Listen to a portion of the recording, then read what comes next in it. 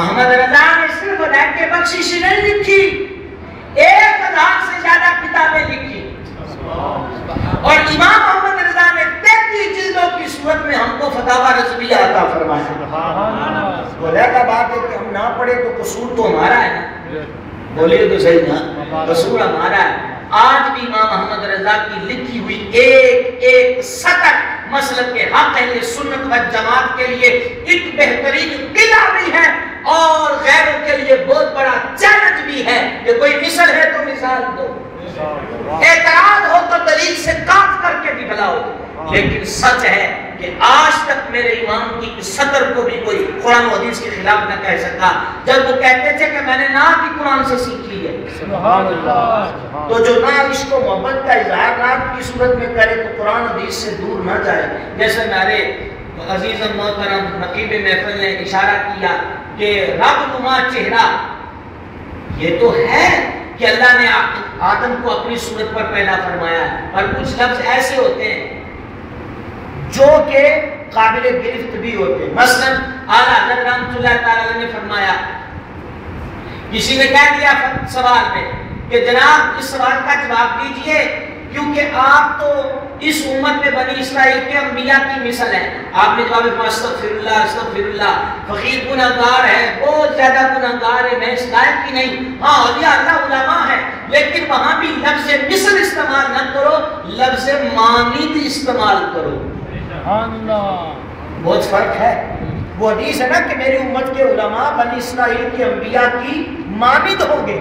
مثل کا لفظ نہ بولو کہ مثل میں کئی شبہ پیدا ہوتے ہیں، نبی بے مثال ہو، سبحان اللہ، نبی بے مثال ہوتا ہے۔ تو یہ کہہ دینا، یہ بھی ہم پر الزام میں مزار کی بات کری ہے، تو میں اپنے عقیدے کی وضاحت کیے بغیر آگے نہیں گزر سکتا۔ کون کہتا ہے کہ ہم مزاروں کو سجدے کرتے ہیں؟ آپ جتنے بیٹھے ہو، آپ میں سے کوئی ہے جو ہاتھ کھڑا کر کے کہے کہ میں حضرت دمڑی والی سرکار یا میاں صاحب یا داتا صاحب کے ہاتھ سجدہ کیا ہے؟ کوئی آپ میں سے ہے؟ کوئی نہیں۔ ایک طرح جو رکھ کے بولیے گا، کوئی سارے نہیں بولتے، ٹھیک ہے نا، کوئی نہیں ہے۔ تو پھر وہ کون سے سنی چھپا کے رکھے ہوئے جو سجدے کرتے ہیں؟ کوئی کرے تو اس کی غلطی ہے۔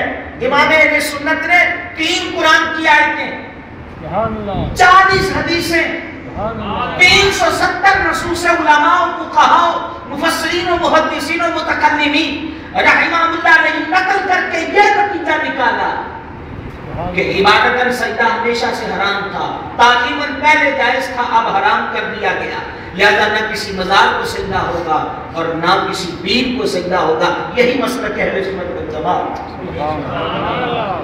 سمجھ آ رہی ہے نا؟ بولو تو صحیح نا، یہی مسلک اہل سنت والجماعت ہے۔ تو خیر میں گزاری کے کر رہا تھا میرے بھائیوں کہ فرشتے لینے آتے اس کی روح کو ادب و احترام کے ساتھ، اور پھر یہ میں نے جیسے کہا موت برابر نہیں تو ملک الموت کا آنا بھی برابر نہیں۔ صحیح مسلم پڑھیے، امام احمد بن حنبل نے مسند میں لکھا اور محدثین نے لکھا، اسرائیل آئے تو کلیم اللہ نے منہ پہ تھپڑ مار کے آنکھ نکال دی، آنکھ نکل آئی۔ اسرائیل کون ہے؟ فرشتہ؟ بولو تو صحیح نا۔ اور فرشتہ کیا ہے؟ نور۔ فرشتہ کیا ہے؟ بولو تو صحیح نا۔ تو حدیث تو پکار کے کہتی ہے کلیم نے منہ پہ تھپڑ مارا تو آنکھ باہر نکل آئی۔ پہلے فرشتہ کتنے جسے والا ہے اور کلیم کے ہاتھ کی طاقت کتنی ہے؟ پتا چلا فرشتوں میں وہ طاقت نہیں ہوتی جو رب کے نبیوں کے بازو میں طاقت ہوتی ہے، جس کو بارے دو عالم کی پرواہ نہیں، ایسے بازو کی قوت پہ لاکھوں سبحان اللہ۔ اور دوسری بات باقاعدہ آنکھ باہر نکلی، ڈیلا باہر نکلا، تو کہتے ہیں حضور نور تھے تو آنکھیں کیوں تھی؟ تو ہم کہیں گے جناب اسرائیل بھی تو نور ہے، آنکھ باہر کیوں نکلی؟ سبحان اللہ۔ قطائے میں خون کیوں نکلا؟ نور کے تو خون نہیں ہوتا، ہم کہتے ہیں نور کی آنکھ کیسے نکل آئی؟ سبحان اللہ۔ بولو تو صحیح نا، جو جواب وہاں وہی جواب یہاں، سادہ سی بات ہے۔ تو ملک الموت کے انہوں نے کہا یا اللہ تو نے تو اپنے اس بندے کے پاس بھیج دیا جو مرنا چاہتا ہی نہیں ہے۔ اللہ نے یہ بھی فرمایا موسیٰ تیری یہ جرت کیسے ہوئی، تو نے میرے نمائندے کے منہ پہ تھپڑ مارا ہے نا؟ اللہ نے فرمایا جا چلا جا کے عرض کر کے اگر آپ رہنا چاہتے ہیں اور تو ایک بیل پر ٹکے پر اپنے ہاتھ رکھتے ہیں، جتنے نیچے بال آئیں گے اتنے سال آپ کو اور یہاں رہنے کا موقع دے دیتے ہیں۔ پتا چلا نبی موت کا پابند نہیں ہوتا، موت نبی کے اشارے کی پابند ہوتی ہے۔ یہ بات، یہ مسئلہ دے نشین رکھیے گا، موت نبی کے اشارے کی پابند ہوتی ہے۔ تو حضرت موسیٰ علیہ السلام سے ڈرتے ڈرتے آگے کہا، عارف کہتے ہیں کہ اصل میں تھپڑ مارا کیوں تھا؟ موت سے تو اللہ والا ڈرتا نہیں۔ انہوں نے کہا عارفوں کا یہ قول ہے، یہ میرا لفظ ویڈیو میں بھی آڈیو میں بھی ریکارڈ ہو رہا ہے، عارفوں نے کہا، انہوں نے کہا بات یہ تھی کہ لگتا یہ ہے کہ اسرائیل کہیں بغیر پوچھے ہی گھر آ گئے، تو کلیم اللہ نے تھپڑ اس لیے مار دیا میرے گھر سے بغیر پوچھے آ گیا کہ سرکار کے بوئے سے بغیر پوچھے ہونا نہ جائے ٹھیکہ نہ لے کر جانا۔ اور ڈرتے ڈرتے آگے کہا، انہوں نے کہا جی یہ تو رہ رہے ہیں تو چلیے تیار رکھو جنہیں باہر نے۔ حضرت موسیٰ علیہ السلام نے کہا پھر کیا ہوگا؟ اس نے کہا جی مجھے ہی آنا پڑے گا، تو میں چل آ جا۔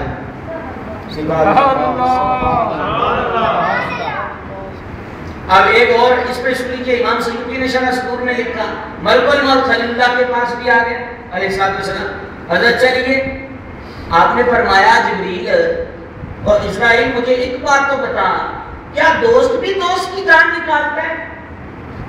یعنی آپ خلیل ہے نا، تو خلیل کا بڑا سادہ سمانا، آج کیونکہ بحث طوالت اور اس کے ارد گرد غور کرنے کا وقت نہیں ہے کہ خلیل دوست کو کہتے ہیں، سادہ سمانا میں نے کر دیا، تو کیا دوست بھی دوست کی روح نکالتا ہے؟ میں تو خلیل اللہ ہوں۔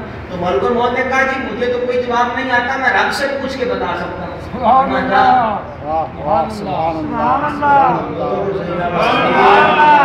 قرآن تو کہتا ہے نہ ایک سیکنڈ آگے نہ پیچھے، میں جا پہلے پوچھ کے دس اگلی گل پھیر کری، ٹھیک ہے؟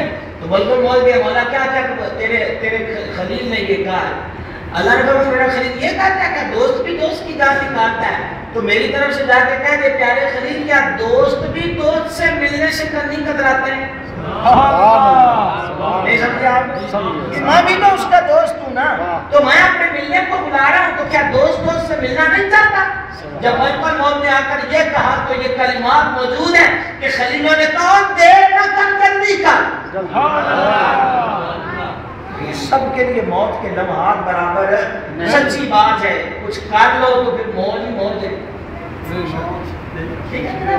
اب روح نکل کے بندہ پڑا ہے، گھر والے آؤ غم کر رہے ہیں، اشبار نہ ہو رہی ہیں، کیا مردہ بے خبر ہوتا ہے؟ بالکل نہیں، وہ سب کو پہچان بھی رہا ہوتا ہے، رونے کی آوازیں بھی سن رہا ہوتا ہے، بلکہ حدیث میں فرمایا وہ تو غسل دینے والے کو بھی پہچانتا ہے، جب غسل دینے والا اس کے کپڑے اتارتا ہے تو وہ کہتا ہے اے غسال ذرا دھیرے ہاتھ لگا، موت کی تکلیف اب تک تن میں محسوس کر رہا ہوں۔ جب عام مر جائے تو اس کی پہچان میں فرق نہیں آتا، مصطفیٰ کریم اگر مزار میں تشریف لے جائیں تو ان کی پہچان میں کیا فرق آ سکتا ہے؟